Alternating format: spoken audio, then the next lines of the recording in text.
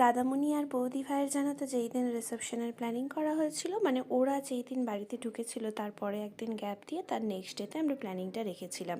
Evening টাইমে সবাই আসতে শুরু করেছিল, একদম নিজেদের ক্লোজ যারা, নিজেদের কাকু জেঠু মাসিমণি পিসি মামারা সবাইকে নিয়ে করা হয়েছিল। আর কিছু পাপার ফ্রেন্ডরা ছিল, দাদামণির ফ্রেন্ডরা তো থাকবেই। তো এই যে মামা মাইমা, আমার ছোটো মামা মাইমা ওকে খুব মিষ্টিভাবে আদর করে ওকে বলছে ভালো থেকো বৌমা, যেরকম হয় বেস্ট উইশেস দিয়েছিল ফিউচার লাইফের জন্য। আর আমার মামনি ওই যে হয় না দিদুন, মামনির তো মনটা সারাক্ষণ বেটার দিকে পড়েছিল। আর সত্যি কথা বলতে বেটা তখন একটু ছোট ছিল জানো তো, মাঝে মাঝেই কাঁদতো, ওর সেই মানে বোঝাতে পারতো না, এখন যেমন তাও একটু বড় হয়েছে। তো সবার মধ্যে মোটামুটি কফি পকোড়া সব কিছু ডিস্ট্রিবিউট শুরু হয়ে গেছিলো ইভিনিং স্ন্যাক্সে যা ছিল। আর আমাদের ওপরে যেখানটা আমরা এখন নিচেই যেখানে সবাই বসেছিলাম সেখানটা বাদ দিয়ে ওপরে আমাদের খাওয়া দাওয়ার অ্যারেঞ্জমেন্ট করা হয়েছিল।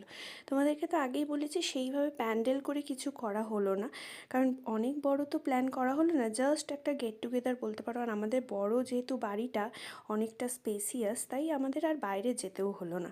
তো ওখানেই মোটামুটি অ্যারেঞ্জমেন্ট করে সবটা হয়ে গেছে। এই ছাদের ওপরেও কিন্তু আমাদের আরও ছাদ আছে জানো তো।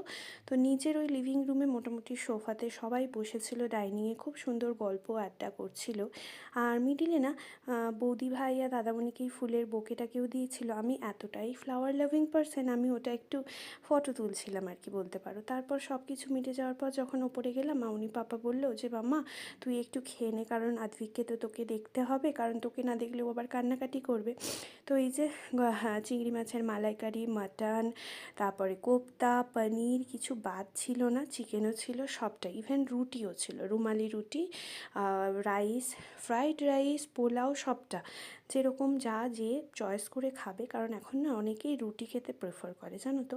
নিজেদের মধ্যে আমরা না একটা মানে ওরকম এই যে কুকিংয়ের যারা অর্ডার নেয় তাদেরকে দিয়ে দিয়েছিলাম, প্লেট বলে দিয়েছিলাম, দিয়ে দিয়েছিল। তারপর না দাদামণি আর বৌদি ভাইয়ের রুমটাতে চেষ্টা করেছিল সবাই এইভাবে একটু ফ্লাওয়ার দিয়ে সাজিয়ে দেওয়ার, যাতে ওরা দিনটা ভালো স্পেন্ড করতে পারে।